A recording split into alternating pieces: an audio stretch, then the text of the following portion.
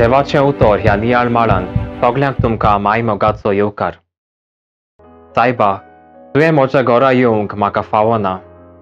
एक उतर मात उलय आनी म्हजो साकोर बरो जातलो.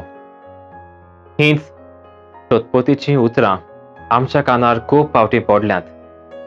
हीं उतरां आमी दर मिसाचे बेटेन जेजूक आमच्या काळजांनी उंड्याच्या रुपांत स्विकारचे आदीं म्हणटाव. आयचें शुभ वर्तमान तुका आनी म्हाका हीं सोदपोतीचीं उतरां भावार्थान उच्चारूंक उलो करतात. खरो भावार्थ आमकां आमी कोण आनी आमचें जिवीत देवाच्या हातांनी दिल्यार तो कशे भाशेन तें चलयता हें दाखोवन दिता.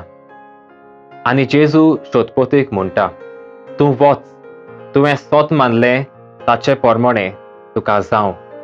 आनी त्याच वेळार ताचो चाकोर बरो जाता.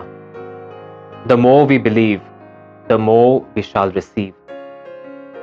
मागुया.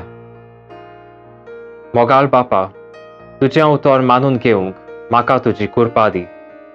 सोम्या जेजू क्रिस्ता, बापाची खोशी करूंक म्हाका तुजो आदार दी. पवित्र आत्म्या, जा तूं आमचो आलाशिरो आनी वाट. आमेन.